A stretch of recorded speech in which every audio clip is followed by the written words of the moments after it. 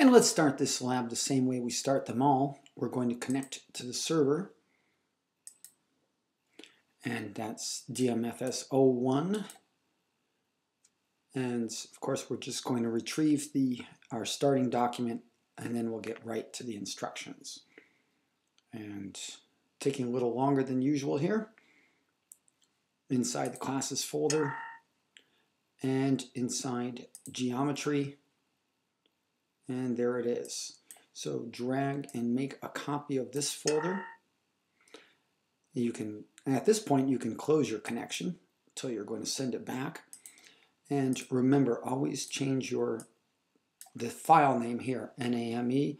I'm going to change it, and suppose my name was Wilbur, if I were the only Wilbur in this class, and I'd be okay. So we're going to go from here. You can open it. Let's get to work. Well, this is a big Sketchpad lab, 11.1, and we've got several postulates. I'm looking at the bottom left corner. We're on the first page now.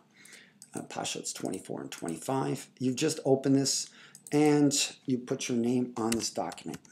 And suppose you're the only Wilbur in class. You can put your name right there. We're ready to go. We're going to start right here by constructing the square, WXYZ. I built this so this is actually fixed. You can move by dragging the W. You can rotate by moving the X to a limited degree, but it's a fixed length. So we all know our construction. We're going to select many constructions for a square. This one's our favorite. We're going to construct perpendicular lines, and those will remain perpendicular at all times. And we'll use a circle centered at W passing through X, centered at X passing through W. And let's identify and snap points of intersection there. Good review from all of our geometry skills. We know that we have to name them in order, W, X, Y, Z. So this one must be the Y, and this one must be the Z. So really, you should be able to see your square at this point, but we're going to finish it off, and we're going to hide our construction marks. We can go Command H, but if you don't remember, you can always do it from the display. If we want to, we can draw our segments. And why not put in our little tools, our right angle tool? You all remember this one. Easy as 1, 2, 3. 1, 2, 3. Click on the vertex, one side, counterclockwise to the remaining side. 1, 2, 3. Well, that was fun. And we can put in a little tick mark for the side because we just made a little square.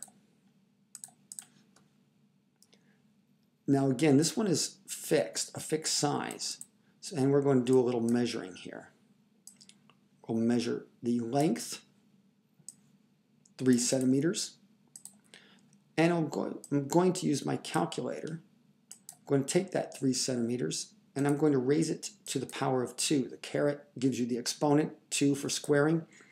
And Sketchpad very conveniently knows to square the units. But now here's the fun part. I'm going to say W, X, Y, Z. And I'm going to construct my quadrilateral interior. And you could change the color if you like, but I'm going to stay with the red here. Now if you just select the interior like this, you can simply go and measure the area and you'll get the same result. Now we could do this with a variable square, a variable size square as well, but you get the idea here. And that's the simplest, that so far is the simplest of our postulates, postulate 24. So now that we know squares are side squared, we're going to say that this is true for all of these, on postulate 25. I've got these two irregular pentagons, and well, they're convex. Not that that matters, but well, I'm going to say I'm giving you a congruence, A, B, C, D, E, congruent to F, G, H, J, K. Might be harder to see, but if I were to take one of these, let's say I've got this built so this will rotate and the G will move it around. Try to make it look like the other one, meaning oriented in the same direction. Drag it by the G, and you can see you get something like that. The idea of congruence. And just for old time's sake, let's shade the polygons and measure them. Now this is an irregular figure, would have a complicated, or there's no easy formula for this, so let's just measure it. And again, we must construct the pentagon interior. Oh, that color just won't do. If you go to the other, what generally works better are the lighter colors. Lighter colors so we can actually see any tick marks that we have on the figure. And I'm going to F, G, H, J, K.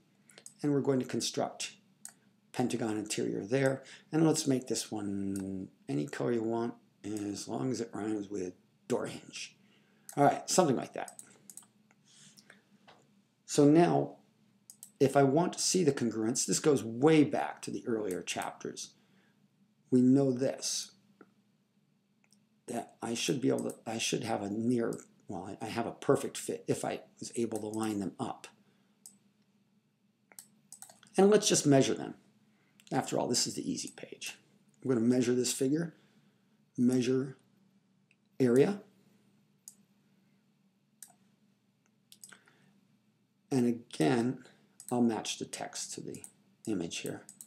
And let's measure the orange one. Looking a little yellow.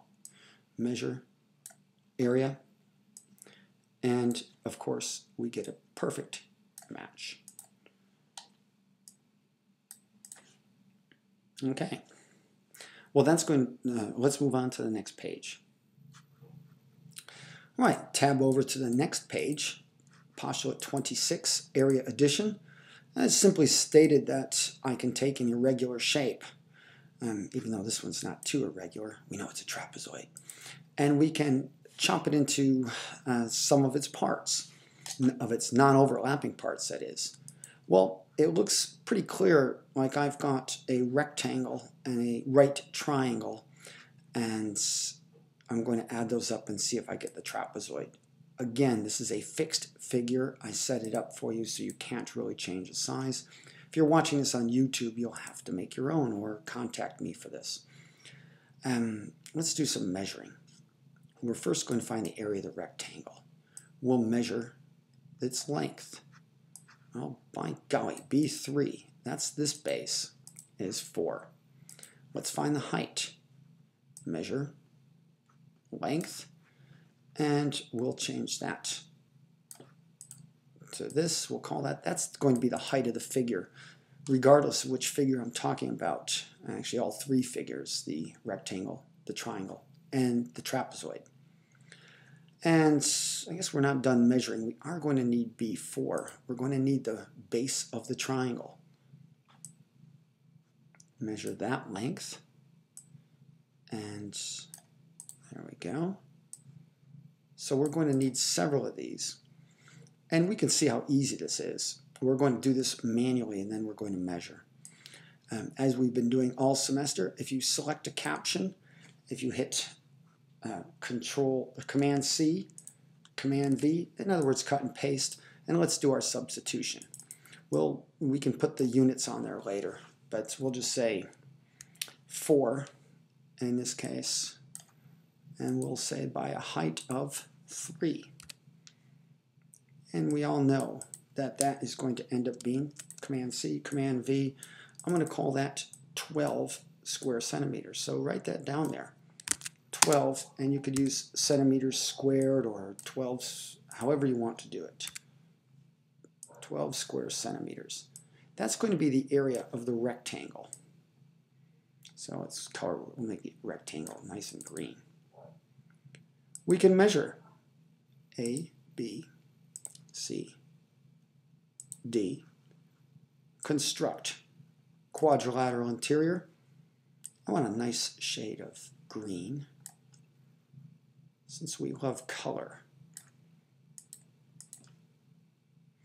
And of course, I can select this figure and measure its area. And lo and behold, I get, of course, the exact same thing.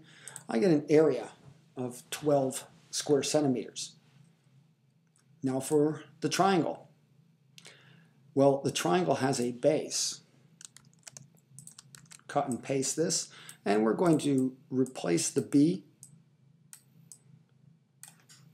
We'll put our parentheses around there to indicate a product, and we know that it has the same height. It's got a height of 3 units. And I'm going to cut and paste this. I'm running out of room here. Well, that's okay. You can move text around as much as you need to. No matter 2 times 3 is 6, half of that is 3, or 1/2 of 2 is 1. No matter how you do it, you're going to get a product of 3. And we're going to say it's 3, and we'll call them square centimeters. I'll write it the other way this time, square centimeters. So the area of the triangle is 3 square centimeters. And let's do this by measurement. CDE, CDE, construct triangle interior, and let's make it a nice shade of orange. Ooh, kind of dark. We can always go lighter so we can see it. Measure, area, exactly as we calculated. Now, the one thing that remains is to calculate the area of the entire figure. We'll do it by measuring first, and then we'll peek ahead. This is actually section 11.2, the area of a trapezoid. But we can actually draw over the figure A, B, C, E. When I do that, that's going to construct a quadrilateral again. And honestly, here you're going to, let's go with a really light color because we are so we can show overlapping figures. Now, for Sketchpad purposes, notice 1 click, I have the rectangle. 2nd click, now I'm looking at the entire figure, ACEA. I'm sorry, try that again. ABCE, which is a trapezoid. I measure that figure. And of course, I'm going to get the sum of these two. Well, 12 and 3 clearly makes for 15. So that's a demonstration of the area addition. And let's just demonstrate a similar or alternate method. And we could just do the same thing here. We'll look at the overall figure. However, in the trapezoid, this is going to be my base. I could measure this, but I know it's 4 plus 2. So I'm going to replace B1 with 6. We'll leave the units off till the end. Base 2 is going to be the upper, or this base up here, BC, which must be 4 because of opposite sides of a parallelogram are congruent. So 4, and then I'm going to substitute in here, and I'll put in a height of 3. And I'll copy and paste that. And now it's just arithmetic. I could add all this together. 10 divided by 2 is, of course, 5. So I'll replace this with 5. So now the area of my trapezoid, which is my composite figure, is going to be 15 square centimeters. There you go. And we're ready for another page. Again, this plus this equals this. This plus this equals the overall figure. Next. Okay, finally, we're on this page. We're on the page down here. This is the one where we get to do something interesting, shearing a rectangle. So let's just get right to it. Even though we've got this already measured up here, and incidentally, this is a variable size figure. We can change the base. We can also change the aspect ratio, and the area changes accordingly. So let's first demonstrate the area of the rectangle with this variable figure very easily. I'll select the base and the height, measure them. So I've got the base here. I've got a base and I've got a height. And I can take the product of those two. Let me lay this down here. I'm going to calculate base times height. And of course, what I get is a perfect match for having measured the interior region the way it is. Well, that takes care of this. Now comes the fun part. This is what we call shearing. And I've taken a ray. This is already on your documents. You've got DC extended as a ray. And I'm going to put a random point on there. Make sure it snaps. That random point can now slide on anywhere on that ray. And we're going to label it. No, I don't like that. Foxtrot. Let's go there. From here, we're going to construct a parallelogram with the base AB. Now, you could do it two ways. I'll show you the interesting or easy way to do it. If I drew a side there, ooh, I don't like that color. Let's be more subtle. I could then, using the properties of parallelogram, select B and AF, construct parallel line, and you can see right there are the makings of a parallelogram. And you can already see where this is going. But I'm going to choose to do a different method, just so I can retain some of these cute little tick marks that we have here. Let's try marking a vector from, oops, jumped all over there, from A to F. As we like to say in my class, transformers, mark vector. Now I'm going to sweep and select the segment AB and the point B. Must have that. Now I'm going to deselect this interior region. That way it will make a copy of all of my little tick marks there too. I go to transform and I translate by marked vector. Honestly, if you do the construction method, I'm okay with that. So you can either construct this parallelogram or you can make it by transformation. Now this is going to come up with a prime, but we don't want any primes here. We're going to call that instead echo. And you can already see the figure taking shape.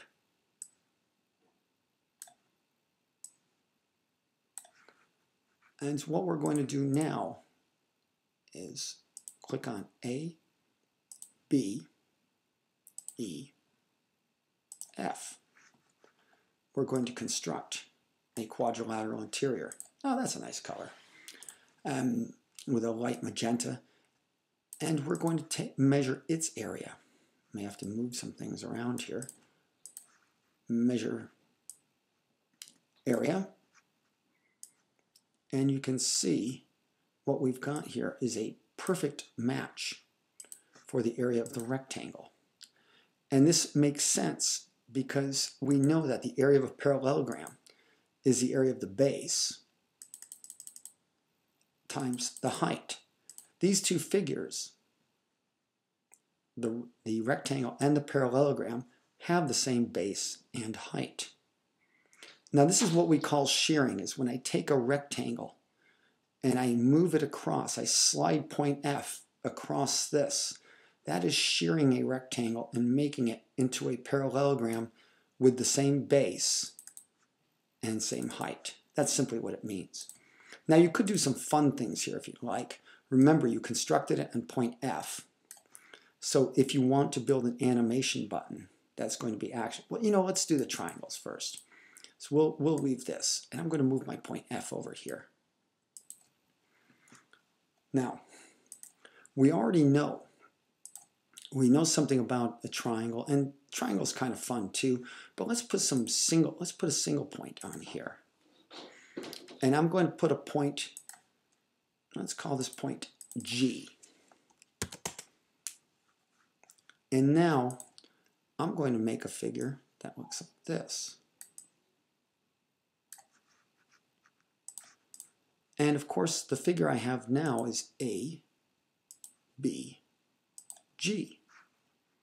Going to construct a triangle interior, but this one, well, we're going to use different colors. You are all on maybe on the upgraded Sketchpad, it will automatically generate new colors for your figures. So right now I've got this triangle in light green here, and I'm going to measure this area, and lo and behold, I do not get the same value. I might be able to see this in some experimental way. Let me move this over here. I could probably see if I move point G into the position of a right triangle, it certainly occupies half of the rectangle. Occupies half of the rectangle, and it has, again, this green triangle has the same base down here, and the same height, and therefore its area is half the rectangle. Let's just do that calculation just to be sure. Calculate the, well, this is base times height divided by 2. And, oops, oh, let's try that again. Calculate base times height, that's the one I meant, divided by 2. And you can see that is exactly what I'm going to end up with. Base times height divided by 2, the area of a triangle. So we're really done conceptually with this page, but just to have a little fun, you can put a few different points on there, and you know, maybe show multiple triangles. G, let's call it H and K. And so I want to see 3 different triangles. Every one of these will have the same area.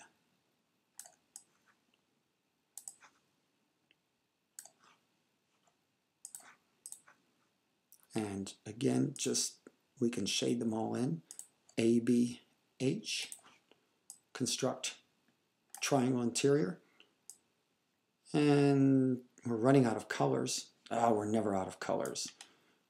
We love colors in Sketchpad. A little bit of purple there. Measure area. And there we go. Again, a matching area. And just one more. A, B, K.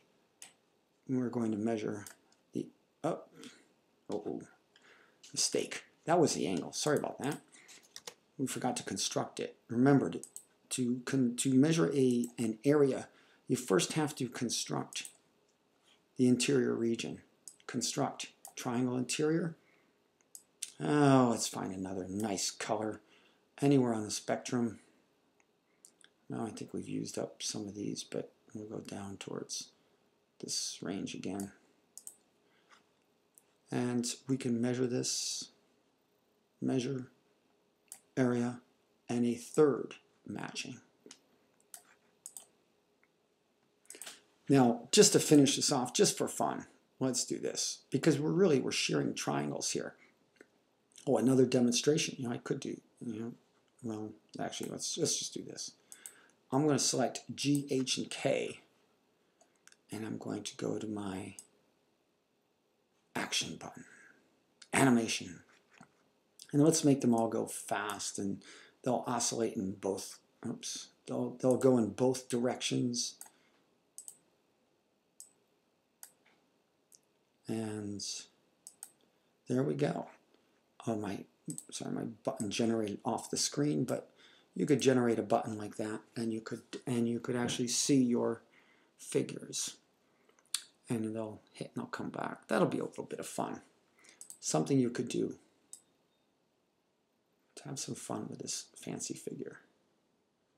So again, this is a rectangle sheared to a parallelogram. And here you have 3 triangles of equal area, which happen to be 1/2 base times height. All right, we're done with this page. Last page. Well, finally, on the last page here, the tab says 5 through 7 because these are exercises 5 through 7 on your textbook. So do them here. You skip them on the homework. Just want to make sure you get these basic ones done. Really easy.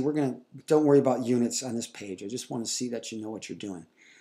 On this one, we have a square. Well, pretty obvious. The sides are 15. Last time I checked, 15 squared is 225. Then we're done. 225 square units, that is. On this particular one, area of a triangle is 1/2 base times height. Your author is showing you that the base doesn't have to be, over here, doesn't have to be the bottom. In this case, even though the numbers can be used interchangeably, 10 is the base, 13 is the height. 10 is the base, 13 is the height. So when I'm working this out, I could say 130, half of 130 is 65, or half of 10 is 5, 5 times 13. Either way, I know you're going to get 65 square units. Now the last one is a little bit of interest here because you've got a right triangle. You remember the legs are the base and height respectively, and this one happens to be a Pythagorean triple. If you recognize this, this is going to be 6 times 3, and I know that this is 6 times 4. Whoa, 5. So the missing side, this must be a 3, 4, 5 triple. The missing side must be 6 times 4, which would be 24. So now I know that, and now it always comes up that wrong size. So let's say the base and height are 18 and 24 respectively. Doesn't matter which one is the base, which is the height, but I've got 24 and I've got 18, and you can work it out from there. Make a copy of that, or just simplify that, and we're done. Send it in. Send it into the Dropbox. Congratulations, another marvelous lab.